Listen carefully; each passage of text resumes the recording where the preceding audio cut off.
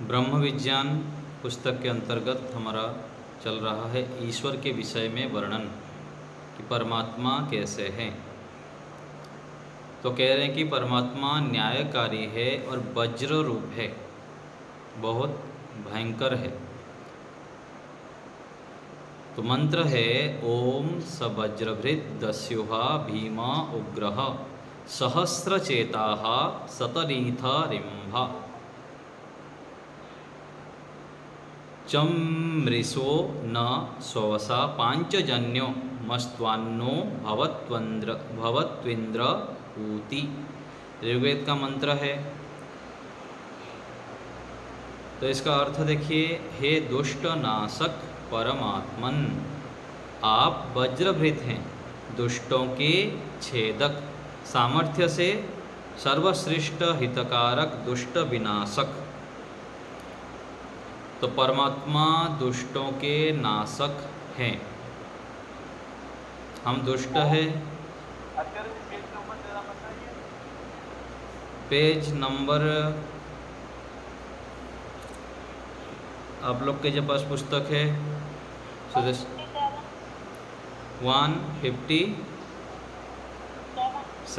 157 number पृष्ठ में है, न्यायकारी वज्ररूप ईश्वर। वहाँ देखिए। तो यहाँ कह रहे हैं कि परमात्मा दुष्टों के नाशक है। हम दुष्ट हैं या अच्छे हैं? हम अपने आप को क्या सोचते हैं? अच्छे मानते हैं, और हम अच्छे भी हैं। कितने अच्छे हैं वो आप हम निरीक्षण कर सकते हैं। बहुत सारे अच्छाई भी हैं और कई सारे कमियां भी हैं हमारे अंदर। तो हमारे अंदर जितना भी दुष्टता होगी, दुष्ट कार्य हम करेंगे तो परमात्मा उसको नाश करेंगे, उसको दंड देंगे। यदि हम दुष्टता गुणों को छोड़ देंगे, दुष्ट स्वभाव को छोड़ देंगे, तो पुरस्कार देंगे परमात्मा। तो कहा गया कि हे दुष्ट नाशक परमात्मन, आप वज्रभृत हैं, दुष्टों के छेदक, सामर्थ्य से सर्वश्रेष्ठ हितकारक, दुष्ट विनाशक हैं आप।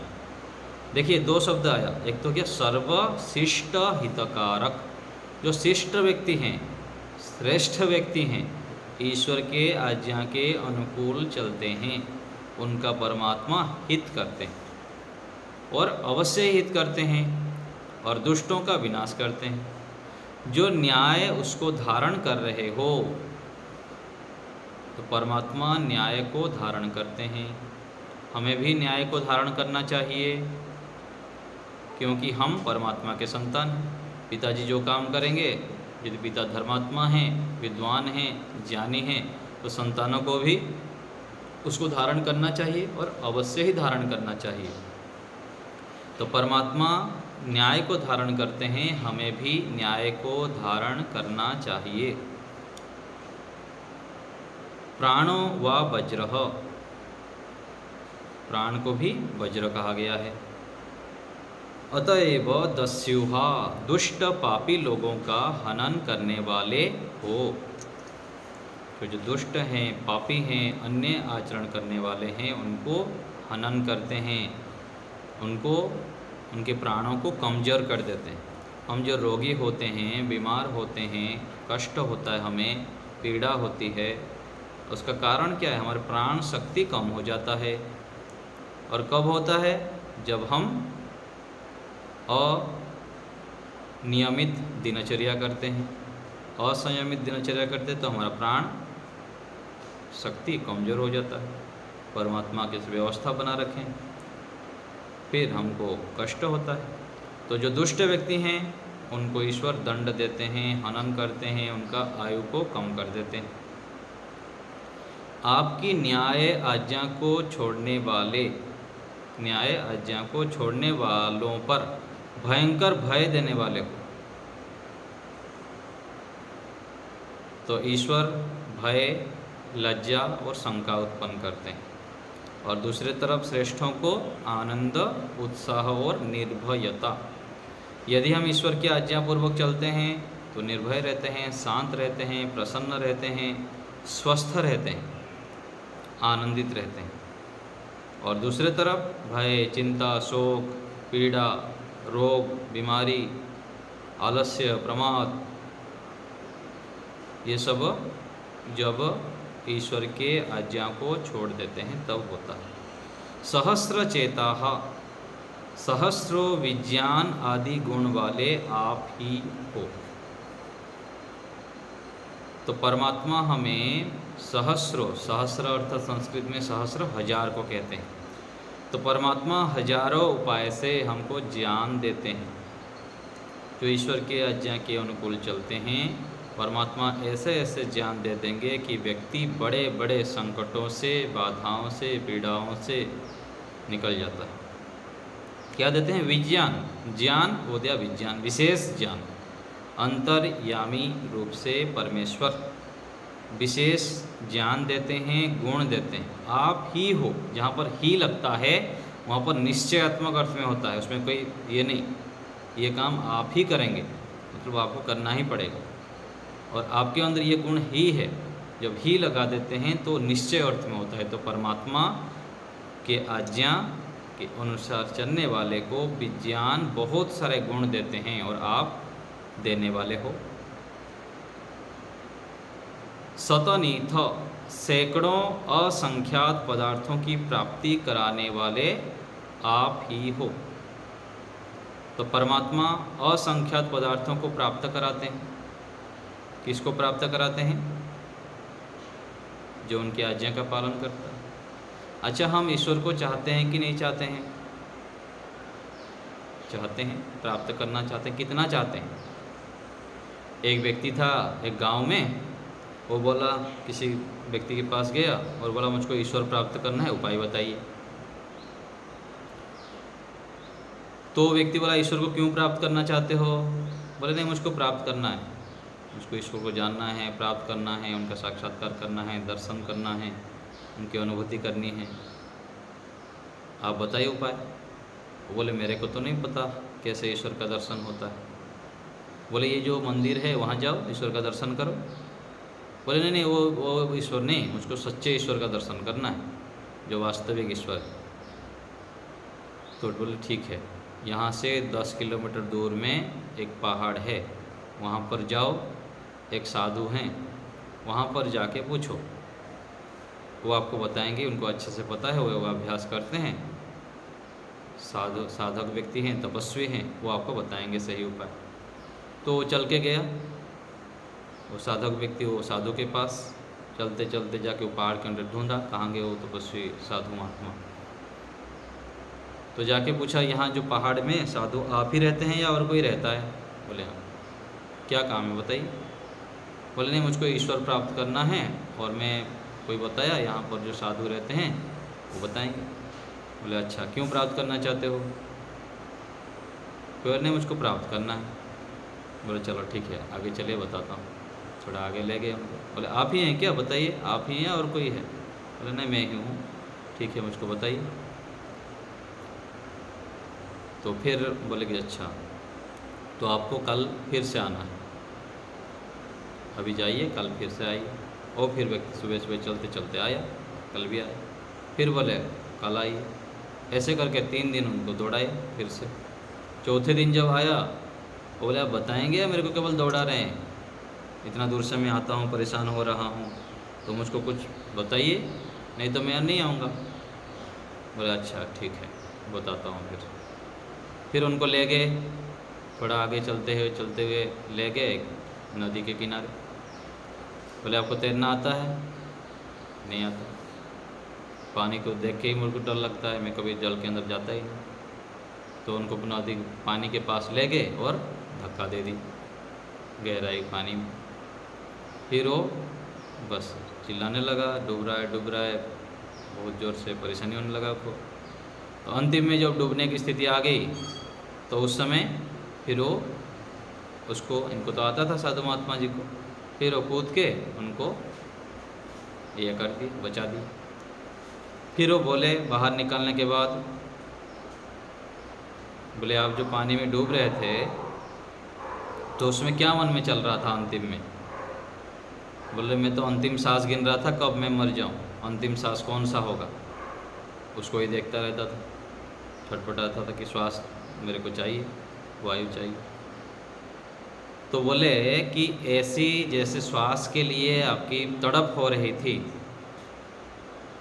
जैसे भी हो मैं बच जाऊं, ऐसे तड़प यदि ईश्वर के प्रति हो जाएगा तब जाके आप ईश्वर को प्राप्त कर सकते हैं। क्या हमारे अंदर ऐसे तड़प है ईश्वर को लेके? हम निरीक्षण करें। हम तो छोटे छोटे सुखों के पीछे, साधनों के पीछे, ऐषणाओं के पीछे लगे हुए हैं। यदि भौतिक साधनों के पीछे हम लगे रहेंगे तो ईश्वर बहुत दूर रहेंगे हमसे। ईश्वर के सुख से, ईश्वर के आनंद से हम बहुत दूर रहेंगे।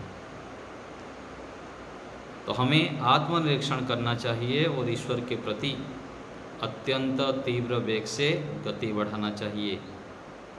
हम किस इच्छा को लेकर जी रहे हैं, कितना हम ईश्वर को याद रखते हैं, कितना हम ईश्वर प्रणिधान बनाते हैं। ईश्वर प्रणिधान का परिभाषा क्या कहा गया?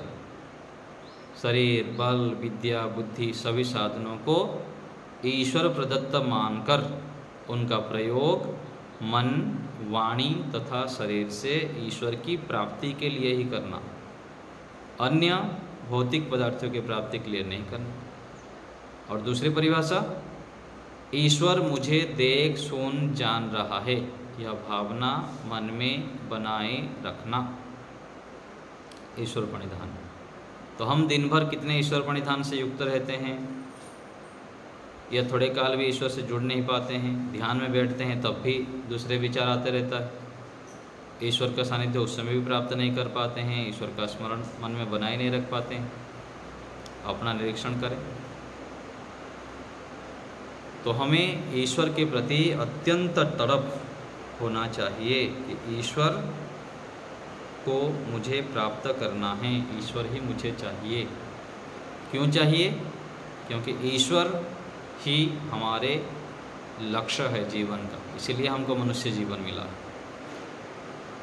तो यहाँ कह रहे हैं कि सहस्र विज्ञान आदि गुण वाले परमात्मा हैं, और जो ईश्वर के आज्ञा के अनुकूल चलते हैं उनको सहस्र गुण परमात्मा देते हैं, और सैकड़ों असंख्यात पदार्थों की प्राप्ति कराने वाले हैं। परमात्मा सब प्राप्त कराते हैं, जो चाहिए वो देते हैं, वो धर्म अनुकूल हो, वेद अनुकूल। और आगे कहा गया, रेभुआ अत्यंत विज्ञान आदि प्रकाश वाले तथा महाबल वाले आप ही हो। तो विज्ञान आदि प्रकाश, प्रकाश अर्थात वैदिक शास्त्र में ज्ञान, तो विशेष और अत्यंत ज्ञान देने वाले परमेश्वर हैं, ज्ञान से युक्त हैं, बल प्रकाश वाले हैं, ज्ञान से युक्त हैं, बल वाले हैं, महाबलशाली है परमात्मा। और उनके सानिध्य में जो आता है उसके अंदर भी प्रकाश, ज्ञान आ जाता है, बल आ जाता है, आत्मिक बल उतना हो जाता है, बड़ा बड़ा कार्य कर लेता है, बहुत सारे शत्रु आने पर भी घबराता नहीं है। ऐसे ईश्वर है, और किसी की चमू सेना के बस को प्राप्त नहीं होते।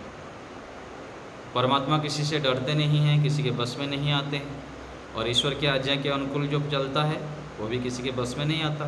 दुष्टों के श्रेष्ठ कार्यों में लगा ही रहता है, लगा ही रहता है। सवसा पांचजन्य, स्वबल से आप पांचजन्य, 5 प्राणों के जनक हो। जनक अर्थात पिता, माता, रक्षक, उसको जनक कहते हैं। तो ये जो 5 प्राण हैं, अन्नमय, प्राणमय, विज्ञानमय, आनंदमय आदि कोष हैं, प्राण भी बोल देते हैं उसको, 5 प्राण बोल देते हैं, और 5 को प्राण बोलते हैं। तो ये सब प्राण जो शरीर के अंदर चल रहा है अलग अलग स्थान पर, इस सब के रक्षक है, जनक है, उत्पत्ति करता है। और आप मरुत्मान सब प्रकार से वायुओं के आधार हो तथा चालक हो। परमात्मा ये सब जितने भी शरीर, इंद्रिया आदि हैं, इन सब के आधार हैं। जैसे हम घर के आधार पर हैं, घर यदि मिट्टी में धंस जाए तो हम भी धंस जाएं। तो सबके आधार हैं और चालक भी हैं। ये सब चलाने की व्यवस्था भी परमात्मा ने कर रखे हैं। यदि व्यवस्था ना बनाया जाए तो सब अव्यवस्था हो जाए। और जीवात्मा तो अपने सामर्थ्य से कुछ भी नहीं कर सकता, केवल कर्म करने की स्वतंत्रता देते रखे हैं कि भाई कर्म करो, लेकिन जो व्यवस्था सब है वो कैसे होता है। जैसे हमारे घर में कोई नौकर काम करता है तो उसको केवल काम करने की बता दिया गया कि ऐसे करना, ये ऐसे करना, इस प्रकार से करना, अच्छे से करना, और बाकी सब व्यवस्था घर बनाने से लेकर कहाँ कुछ रखा जाएगा, कहाँ पर क्या सुंदर लगेगा, सब व्यवस्था घर के जो स्वामी हैं वो कर रखते हैं। तो ऐसे ही परमात्मा ने यहाँ पर सृष्टि में ये सारी व्यवस्था करके रखे हुए हैं और इसके चालक भी है, आधार भी। सो आप इंद्र हमारी रक्षा के लिए प्रवृत्त हों, हमारी रक्षा कीजिए जिससे हमारा कोई काम ना बिगड़े। तो ऐसे परमेश्वर से प्रार्थना करें कि प्रभु आप इतने महान हैं, हमारी रक्षा कीजिए जिससे हमारा कोई भी काम ना बिगड़े। आप महान हैं, आपके बिना हम कुछ भी नहीं कर सकते हैं। अर्थात हम अपने बुद्धि से यदि काम करेंगे तो सब काम हमारा बिगड़ेगा। जब वेदों के अनुकूल करेंगे, आपकी आज्ञा को जानते हुए करेंगे तो नहीं बिगड़ेगा। ये छोटे बालक होता है, अज्ञानी बालक होते हैं, माता पिता की बात नहीं मानते हैं, बड़ों की बात नहीं मानते हैं, मनमानी करते हैं, स्वच्छंद होकर जीवन जीते हैं, उनका सारा काम बिगड़ता है, जीवन भी नष्ट होता है, अपना पतन कर लेते हैं। तो परमात्मा को जब हम जानते हैं, उनको सर्वस्व मान के, स्वामी मान के उनको समर्पित होते हैं, तो हमारा काम बिगड़ता नहीं है और बिगड़ा हुआ काम भी सुलझ जाता है, ठीक हो जाता है। तो वेद मंत्र में ईश्वर को वज्र, भयंकर, कठोर, बलशाली कहा है। तो परमात्मा कैसे हैं? भयंकर है, कठोर है, बलशाली है। जैसे बिजली पहाड़ पर गिरती है तो उसे भी तोड़ देती है। जो व्यक्ति ईश्वर को भयंकर वज्र रूप जानता है, दंडदाता और न्यायकारी जानता है। परमात्मा कैसे हैं? दंडदाता है। परमात्मा कैसे दंड देते हैं? सामान्य रूप से तो जैसे हम व्यवस्था बना रखे हैं, गलत खान पान करते हैं तो उसका दंड मिलता ही, और साथ साथ अंत में उसका दंड मिलता है।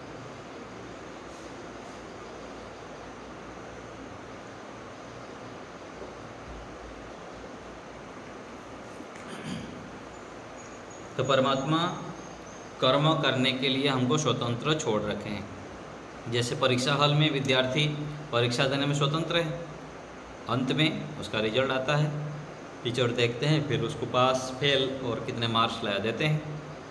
ऐसे ही हमको अभी ईश्वर ने परीक्षा हॉल में भेज रखे हैं। जितने भी हमारी आयु है 70, 80, 100, तब तक हम यह परीक्षा दे रहे हैं। यदि हम परमात्मा को दंडदाता, न्यायकारी जानकर कार्य करेंगे कि अंतिम में उसका दंड मिलेगा भयंकर, तो हम अच्छे कार्य करेंगे। जो ईश्वर को वज्र सहित जानता है वह कुछ भी उल्टा कर्म नहीं करेगा। जैसा मेरा कर्म, उपासना व ज्ञान रहेगा, वैसा मुझे ईश्वर से फल प्राप्त होगा।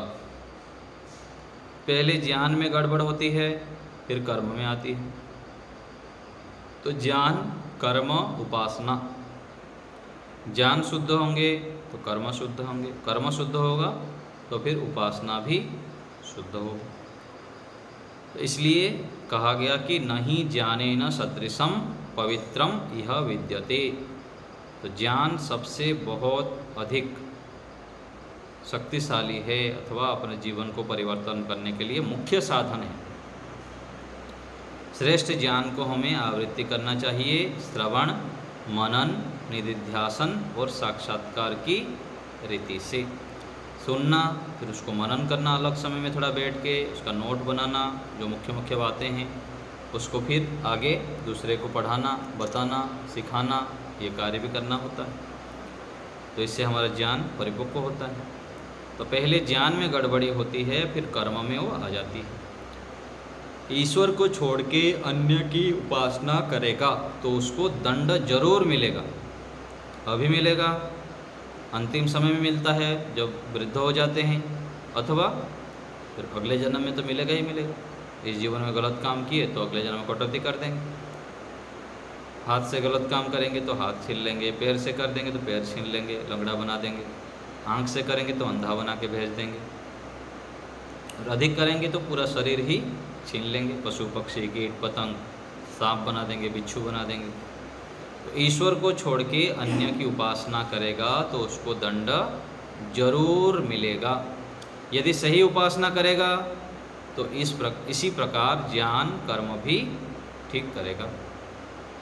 तो तीनों आवश्यक है। तो ईश्वर दुष्टों का नाश करने वाला है, इसका लोगों ने गलत अर्थ माना कि ईश्वर अवतार लेकर नाश करेगा, यदा अदाय धर्मस्य। यदि ऐसा मान लिया जाए तो विनाश के लिए अनेक शरीर धारण करने पड़ेंगे। वस्तुतः ईश्वर को शरीर धारण करने की जरूरत नहीं है। तो वेदों के अर्थों को ठीक ठीक ना कर पाने के कारण, ज्ञान ना होने के कारण व्यक्तियों ने बहुत अधिक भ्रांतियाँ, गलत मान्यताएं बना दी हैं। तो वस्तुतः क्या है, ईश्वर कभी भी शरीर धारण नहीं करता है, जरूरत भी नहीं। इतना बड़े महान परमात्मा हैं, यदि दंड देना है तो शरीर के अंदर एक नाड़ी ही इधर खिंचा देंगे तो व्यक्ति का बहुत भयंकर दंड मिलेगा, कष्ट होगा। क्यों उनको शरीर धारण करने की आवश्यकता पड़ेगी? तो ईश्वर दुष्ट कर्म करने वालों को सीधे का सीधा नष्ट नहीं करता, परंतु मृत्यु के बाद उनको गधे, घोड़े आदि की योनि देकर सजा भोगवाता। पाप करने वाले अधिक हैं, इसलिए तो मनुष्य से इतर प्राणी अधिक हैं। तो मनुष्य कुछ कम व्यक्ति पुण्य फल स्वरूप ये मनुष्य शरीर मिलता है, इसलिए दुर्लभ कहा जाता है मनुष्य शरीर। बहुत अधिक कीमती है, मूल्यवान शरीर है मनुष्य शरीर। यदि मनुष्य शरीर में आकर हम ईश्वर की ओर नहीं बढ़े, धर्म कार्य नहीं करे, ईश्वर का ध्यान नहीं किए तो कुछ भी नहीं किए। तो परमात्मा का ध्यान करना चाहिए। क्यों करना चाहिए ध्यान? क्योंकि ध्यान में हम ईश्वर को धन्यवाद कहते हैं, प्रभु आपका कोटि कोटि धन्यवाद, आपने ही हमें ये सब प्रदान किए हैं। तो परमात्मा के चरणों में गिर जाना चाहिए, नतमस्तक हो जाना चाहिए कि प्रभु आप कितने महान हैं, कितने बड़े उपकार किए हैं। सोचिए, यदि मनुष्य शरीर नहीं मिला हमको, सांप, गधा, घोड़ा, नाली के कीड़ा बन जाएं, चींटी बन जाएं, तो कैसे स्थिति हो जाएगी? चाहेंगे हम कभी? बिल्कुल ही नहीं चाहेंगे। कितने बड़े उपकार है ईश्वर का हमारे ऊपर। वो भी तो आत्माएं हैं, हम भी आत्मा। तो पाप करने वाले अधिक हैं, इसलिए मनुष्य से इतर प्राणी अधिक हैं। कोई कहे कि गधे, सुअर अपनी मस्ती में मस्त और महान विद्वान अपनी मस्ती में मस्त, इस प्रकार दोनों समान हुए। ऐसा मानने वाले विचार नहीं करते कि जो सुख का विकास मनुष्य में है उसका 1000वां अंश भी सुअर, गधे, कबूतर आदि में नहीं है। ये तो मूर्खता की बात है। उन लोग तो खुशी में ऐसे बोल देते हैं। क्यों? वे कभी समाधि लगा सकते हैं? नहीं लगा सकते, पड़े ही रहेंगे ऐसे। हम तो यहाँ बहुत कुछ विकास कर लेंगे अपने बुद्धि के सामर्थ्य से, ईश्वर के दिए हुए साधनों का प्रयोग करते हुए, बुद्धिमत्ता से। तो अच्छा कर्म करने वाले को सतत ईश्वर से ज्ञान, बल, आनंद, निर्भयता, उत्साह प्राप्त होता है। जो अच्छे कार्य करते हैं, आनंद भी मिलता है, ज्ञान भी मिलता है, निर्भयता, उत्साह का भी निरंतर वर्धन होता है, बढ़ता रहता है उत्साह। और अच्छे कार्य को निरंतर करता रहता है, सतत करते हुए जीवन को मोक्ष की ओर ले जाता है। दुष्ट को सजा इस रूप में कि वह भयभीत, क्रोधित, दुखी रहकर दंड भोगता रहता है। तो जितने भी अधर्म कार्य करते हैं वो उनको रात में नींद नहीं आता, अशांत रहते हैं, परिवार में क्लेश रहता है, स्वयं भी अंदर से भयभीत रहता है, क्लेशित रहता है, प्रसन्न नहीं रहता, उत्साह से युक्त नहीं रहता। और जो धार्मिक व्यक्ति हैं, परोपकारी हैं, अच्छे अच्छे कार्य करते हैं, विद्वानों का संग करते हैं, परोपकार करते हैं, देश राष्ट्र के उपकार में लगे हुए हैं, उन लोग अंदर से प्रसन्न, शांत, निर्भय रहते हैं और ईश्वर की अनुभूति करते रहते हैं। ऐसे हमें ईश्वर को न्यायकारी वज्र रूप जानकर दुष्ट कामों से पृथक रहना चाहिए। श्रेष्ठ कार्य में निरंतर लगे रहना चाहिए और अत्यंत पुरुषार्थ करते रहना चाहिए। अब कुछ पूछना हो तो बताइए।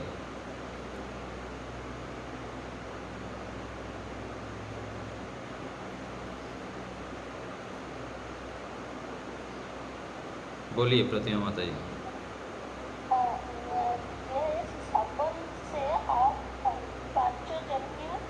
जनक हो और प्रकार से वायु का आधार तथा चालक हो। तो जो पांचजन्य आया है 5 प्राणियों के लिए तो यहाँ पे है, परंतु अलग प्रकरण में पांचजन्य का मतलब ब्राह्मण, क्षत्रिय, वैश्य, शूद्र, निषाद भी हो सकता है। देखिए ऋषि दयानंद जी जो अर्थ करते हैं ना, ये ऋषि दयानंद जी के अर्थों के आधार पर है कि इस मंत्र में कहाँ अर्थ कर कैसे अर्थ करना है, और ऋषियों की बुद्धि बहुत अधिक तीव्र चलता है हमारे से, है ना। तो 5 का तो अर्थ अलग अलग जगह पर कर सकते हैं, लेकिन ऋषियों को सम्मान करते हुए उनके बुद्धि को हमें श्रेष्ठ मान के चलना चाहिए और उसको स्वीकार करना चाहिए। यज्ञ में हम लोग जो पवमानः करते हैं, ओम भूर्भुवः स्वः अग्नि ऋषिः पवमानः पंचजन्यः पुरोहितः तमीमहे महादयं स्वः इदम् अग्नये पवमानाय दन्नमः। ये जो पंचजन्य यहाँ पे आया है, इस प्रकरण में वो होगा क्या? नहीं, उस मैं बताया ना, देखिए ऋषि दयानंद जी ने तन्मे मनः शिव संकल्पमस्तु, उसका अर्थ सत्यात् प्रकाश में 6 अर्थ किए हैं। ऐसे ही प्रातःकालीन मंत्र में देखेंगे तो भग आता है लगभग 10 या 12 बार, तो उसका भग का अलग अलग जगह पर अलग अलग अर्थ किए हैं, है ना। तो लगा भी सकते हैं, लेकिन प्रकरण के हिसाब से किस जगह पर क्या लगाना है वो ऋषियों को हमें बड़ा मानते हुए, आदर्श मानते हुए वो जैसे अर्थ कर देते हैं उसको स्वीकार करते हुए उसके हिसाब से हमको लाभ लेना चाहिए। तो भगवान मंत्र में एक क्या सही होगा, क्या लगाना ठीक होगा? वो देखना पड़ेगा उस मंत्र में, मंत्र देखते हुए ऋषि क्या अर्थ किए हैं वहाँ देखनी पड़ेगी, ठीक है। और व्याहृति का मतलब क्या है? व्याहृति अर्थात संक्षेप में कहना, जैसे डॉक्टर को DR बोल देते हैं ना, तो ऐसे ही व्याहृति विशेष रूप से हरण करके, अर्थात कोई विशेष चीज़ को बताना, है ना, छोटे शब्दों से बड़े अर्थ को बोलना। जैसे व्याकरण शास्त्र में प्रत्याहार सूत्र होता है, तो प्रत्याहार जो होता है इक बोल देंगे तो बहुत सारे आ जाता है, हल बोल देते हैं तो क से लेकर पूरा ह तक आ जाता है। तो संक्षेप में किसी विशेष बात को बताना को व्याहृति कहते हैं। तो हाँ जी, हाँ जी, ईश्वर के छोटे छोटे शब्दों में ईश्वर के विशेष गुणों को इसमें समाहित किया गया है। ठीक है आचार्य, व्याहृति का अर्थ विद्वान नहीं होता है जो चारों तरफ से दुखों को अर्थ देवे। हाँ, वही बता रहा हूँ ना, चारों ओर से ये अलग अर्थ में है। व्याहृति क्या अर्थ बोलते हैं उसको? ये जो भूर्भुवः मंत्र में जो व्याहृति आती है ना, ओम भूर्भुवः स्वः, ये तीनों व्याहृति। व्याहृति अर्थात क्या हुआ यहाँ पर? यहाँ इसमें तो ईश्वर के गुणों को दिया गया है ना। गुणों से ये कहा है कि चारों ओर से दुखों को हरने। सारे शब्दों का अर्थ सारे दुखों के हरने वाला है। स्व का अर्थ सुखदाता भी हो गया, भो का अर्थ प्राणों के आधार भी हो गया। इनको व्याहृति माना है ना। हाँ हाँ, तो इनका अर्थ उन्होंने ये किया, व्याहृति माने वो होता है जो चारों ओर से दुखों को हरने में। व्याहृति परमात्मा हरने वाला ही तो है। व्याहृति जो है केवल भू को कहा गया है, भूवः को कहा गया कि सारों को मिला के व्याहृति कहा गया। 3 व्याहृति होती हैं ये बताया ना, भू भुवः स्वः। हाँ, तो तीनों का अर्थ महाव्याहृति कहा गया है। हाँ, तो तीनों का अर्थ आप दुखों को हरता कैसे करेंगे फिर? पता नहीं, विद्वानों ने जैसे बोला है वो मैंने बताया। हाँ, तो वही बता रहा हूँ ना मैं माता जी कि व्याहृति इसको कहते हैं ना कि विशेष रूप से। आहृति जो बोलते हैं वो कुछ हृदय धातु के हिसाब से करते हैं, तो ऐसे कहा जाता है। मेरा भी जितना स्मरण आ रहा है, मैं भी विद्वानों से सुना हूँ, स्वामी विवेकानंद आदि से सुना हुआ कि ये विशेष रूप से जब हम बड़े चीज़ों को, ईश्वर के तो बहुत महान गुण हैं, उसको संक्षेप में जो कहते हैं इसको महाव्याहृति इसलिए कहा गया। भू, भुवः, स्वः, इन छोटे शब्दों में बहुत बड़े अर्थ को कह दिया गया है, इसलिए इसको महाव्याहृति कहते हैं। ठीक है ना, इस अर्थ में हमको समझना चाहिए। आचार्य जी इसको महामंत्र क्यों कहते हैं? महामंत्र बस इस अर्थ में समझ सकते हैं कि अलग अलग जगह पर गायत्री मंत्र का विशेष वर्णन आता है और गायत्री मंत्र से विशेष लाभ भी होता है लोगों को। ऐसे तो वेद के सभी मंत्र विशेष है, महामंत्र ही है, लेकिन कई बार क्या होता है, कुछ चीज़ को लोगों के सामने रखने के लिए और विशेष रूप से उसके गुणों का वर्णन करने के लिए अलग अलग प्रकार से कह दिया जाता है। तो जब विशेष हम गुणों का वर्णन करेंगे तो व्यक्ति फिर उसको अधिक अपनाना चाहेगा। बहुत सारा मंत्र है, किस किस को पकड़ेगा, तो इसीलिए संक्षेप में कह दिया गया। गायत्री मंत्र का बार बार वर्णन आता है और ऋषियों ने उसकी महिमा भी गाते हैं अलग अलग जगह पर, इसलिए इसको महामंत्र और अलग अलग मंत्र कह दिया गया। गायत्री मंत्र कह देते हैं, महामंत्र कह दिए, सावित्री मंत्र कह दिए, गुरु मंत्र भी कहा गया, ऐसे करके इसका वर्णन कहा जाता है। ठीक है, राजीव जी बोलिए।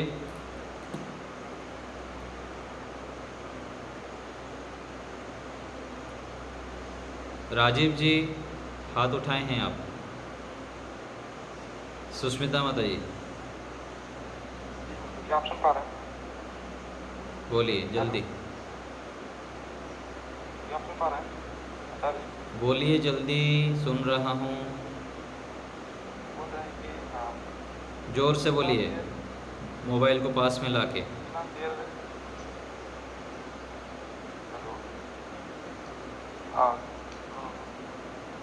कितना देर ध्यान लगाने के बाद हम समाधि को प्राप्त कर सकते हैं? ऐसे कोई नियम नहीं है, न काल नियम वामदेववत। 1,00,000 घंटा ध्यान कर लेंगे तो समाधि मिल जाएगी, 1 करोड़ घंटा ध्यान कर लेंगे तो समाधि लग जाएगी, ऐसे कोई नियम नहीं। लगातार लगे रहिए, यम नियम का पालन करिए, फिर धीरे धीरे आगे बढ़ते रहिए। इस जीवन में पुरुषार्थ करते रहिए, कई जन्मों के बाद में मिल जाएगा, और अधिक पुरुषार्थ करेंगे तो इसी जीवन में भी समाधि लग जाएगी। और समाधि में जाने के बाद मतलब किस तरह का फील होता है, मतलब किस तरह महसूस होता है? क्या आपने गुड़ खाए हैं आप? गुड़ खाए हैं? गुड़ खाए हैं? जी नहीं खाया। खाए हैं गुड़? नहीं खाए कभी? गुरु में तो खाए हैं।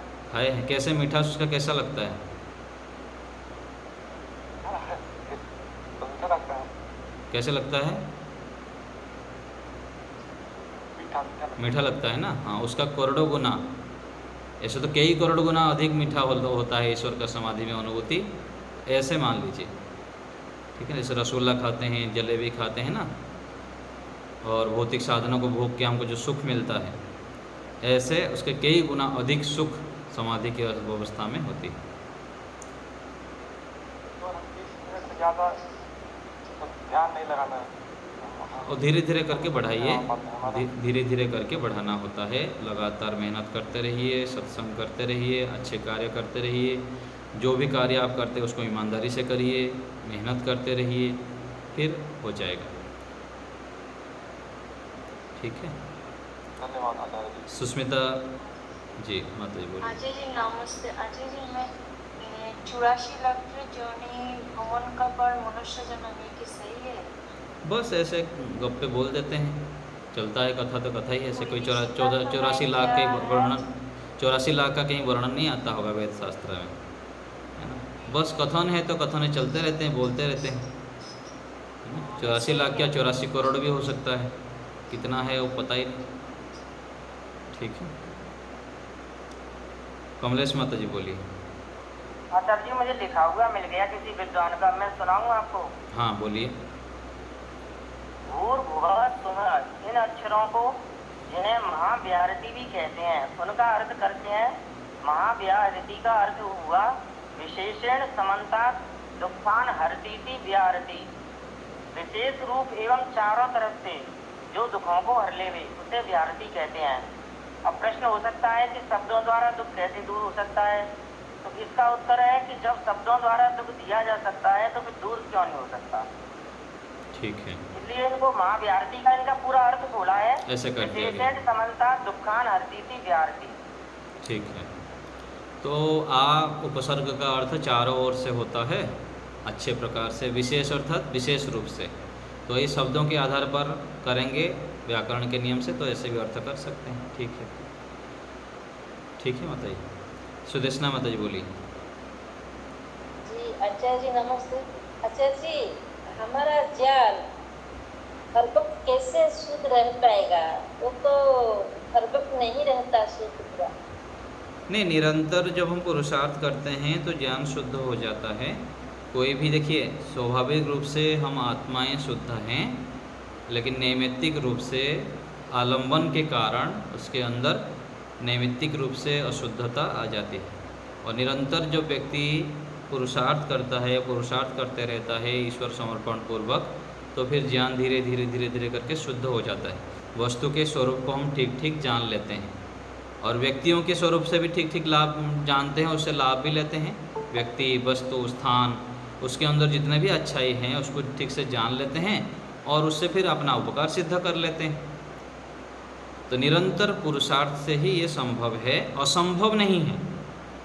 संसार में कोई भी ऐसे कोई कष्ट, बाधा, पीड़ा अथवा समस्याएं नहीं हैं उसका निदान ना हो, तो हम भी अपने ज्ञान को शुद्ध कर सकते हैं, अवश्य ही कर सकते हैं। इसके लिए निरंतर रूप में हमको पुरुषार्थ करना चाहिए। ठीक जी है, आचार्य जी धन्यवाद। चलिए हो गया हमारा। और कोई किसी बोल रहे थे ध्यान का अभ्यास करें? चलिए।